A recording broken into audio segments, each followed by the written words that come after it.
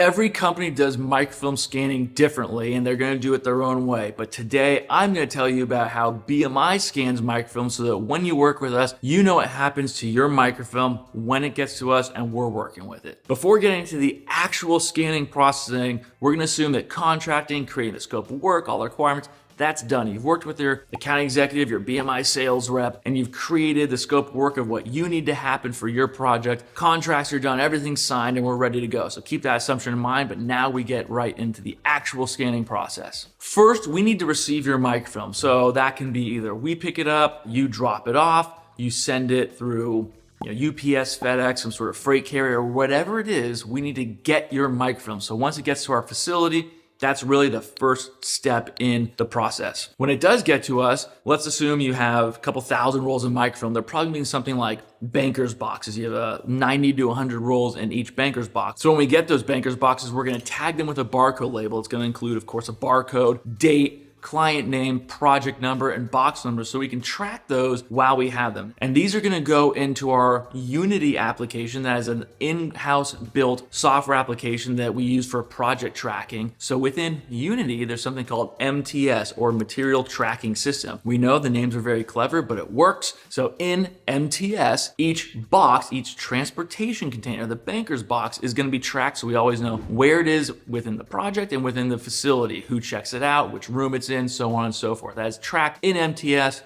within Unity. Before we actually get to working on the project, it's gonna go into secure storage. That could be either our secure vault, which is temperature and humidity controlled and accessible only by certain individuals, or it might go into our restricted storage area, again, only available to certain individuals. Next, the account executive, sales, is gonna create the job order. Again, this is within Unity, so it's kind of an overall application that unifies multiple parts of the project. So within Unity, there's something called SOP, which is our scope of project order creation. And what this is you could consider it basically a handoff from sales to production. So the contract, the scope of work, what you worked on with your sales rep, I guess just call it sales talk. It's more for customer facing and a little more descriptive so you understand what's going on. It's to help our clients understand what's going on. But then when it gets into production, the salesperson has to use SOP, create service line items that translate that customer facing language into production and scanning language. So they're going to take their contract, their scope of work,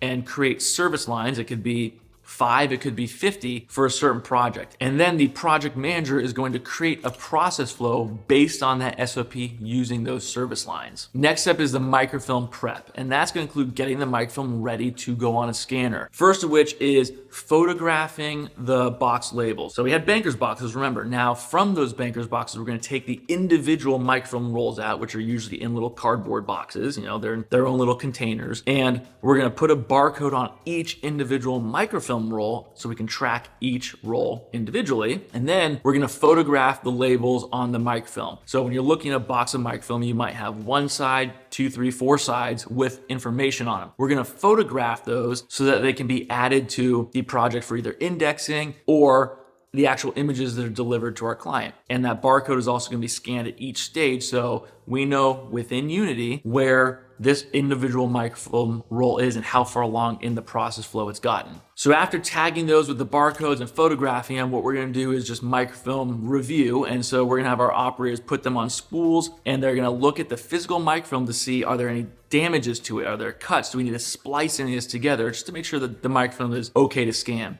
Then we're going to do what's called a density check. So we use a densitometer, which takes density readings that we do at the beginning, the middle, and the end of each roll. We have an average reading for that roll, which will then be used to calibrate the scanner for that individual roll. That's important. We're not using a density for all rolls. Each roll will get its own average density based on those 3 points on itself. Once all that prep's done, then it's going to move to the scanning room and the rolls are going to be scanned. And so what we're going to do is take each individual roll, the scanner operator one of our employees, will then wand the barcode from that individual roll within the workstation. That barcode will trigger the scanner to pull up the calibration, again, based on that density reading. So when the operator puts it on the scanner, it's already ready to scan using the correct scanner settings. So each roll will be scanned and then digitized and then sent for post-image processing. Now we're in post-scan image processing, which includes some QA, QC, checking to make sure that the images look good or we've captured the information required.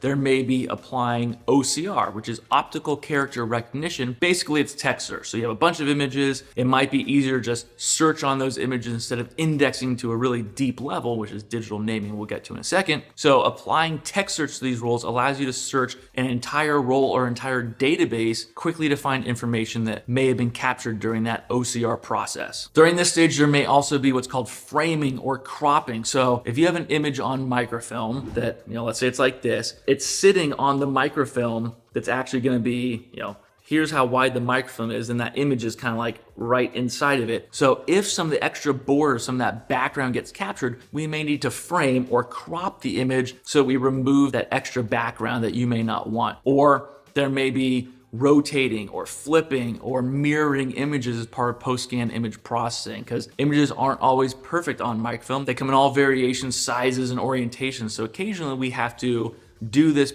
post-scan processing to make them right reading, fix them, crop them, whatever it is. But that's during this stage of that process flow. Then we get to indexing, and indexing can be very simple if you stick at roll level, which is the most basic. Roll level indexing is basically what the box label contains. You capture from there just like you're using it now, and that's going to be the file name of the remainder of the images on that roll. You can keep it very simple like that, or you can go super complex, such as file level indexing, image level indexing. You could use blip identification to name files. So you can make indexing very complex, or you can keep it very simple. I always recommend to my clients, keep it simple, replicate what you do now, which is if you're looking for a microfilm roll, it's physical, you have to go to the roll, look at the label, say, that's what I'm looking for, and then go find the image you want. If you just stick at roll level, at least start that way, it's very likely you're not going to want to go further and index anymore, because again, these are digital images. It's going to be faster than using a microfilm reader. If you have OCR text search applied, you're probably going to find the records quickly that way as well, and you're not going to need to do more indexing, because indexing can be very complicated and it can get expensive. So I always recommend replicate what you do now, start there, and if you want to later, you can always do more. It's like cutting hair. You can always cut more, you can't cut less once you do it. So I recommend don't spend a bunch of money doing that indexing very complicated unless you know you have to. Start simple, use a building block approach, replicate what you do, and then if you need to later, you can do more indexing. And then lastly, there's delivery. This can be something like, of course, PDFs, TIFFs, etc. You might get a USB thumb drive or hard drive. It can be encrypted or non-encrypted. You could do a file transfer protocol called an FTP, basically electronic delivery, or you could do an SFTP, a secure FTP, or you may be using our digital reel application. So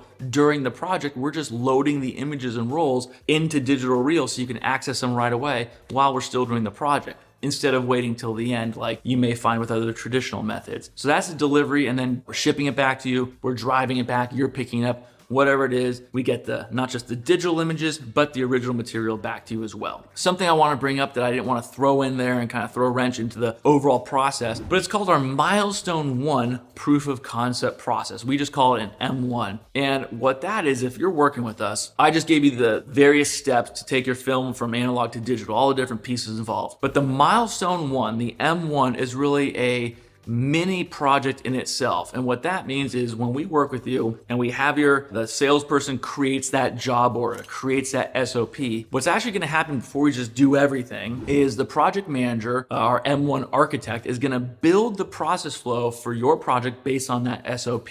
And so they're going to take that job order in SOP, create your process flow from soup to nuts. It could be 10 steps, it could be 20 steps, whatever it is. And we're gonna take a small batch of material from the overall project. So let's say you're scanning 5,000 rolls and there are 5 different document types, like different types of records. We'll take probably 2 or 3 rolls from each document type. So let's call it 15 rolls total. And we will run that through the M1 process flow. And so what that's gonna allow us to do is test that what we built is gonna work, the process flow works each step of the way. And it's also gonna let us see, okay, is this material like our client said? Because you never really know till you get into it. Our clients aren't gonna be sure, we're not gonna be sure. We all believe we know what it's gonna be, but you always find something weird. So we're gonna put it through that process flow, and if it is what we thought, great. If it's not, we find something odd or it's a nuance we need to figure out, we'll of course talk to you about it and discuss how we go about getting that done. But once we scan and finish that process flow and everything's done basically from step 1 through step 20, let's say, now our side of the M1 is done and we're gonna review it with you. So you get to see, hey, I'm asking for this. My contract, my scope work says I'm getting this. I actually get to see that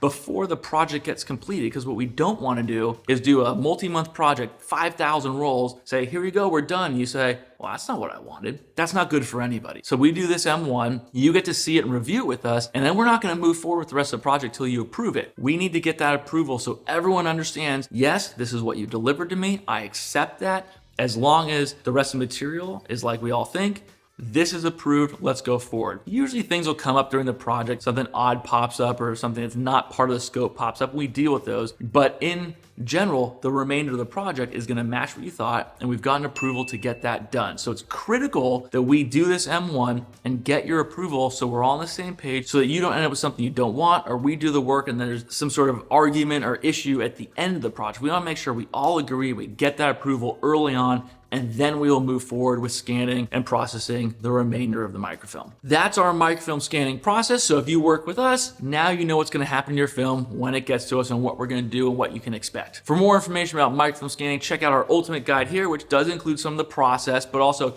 types of microfilm, costs you can expect, and things all included in microfilm scanning. And if you wanna reach out to us about your microfilm scanning project, click the link that I pinned in the comments below, and we can discuss how to work with you. Thanks for watching.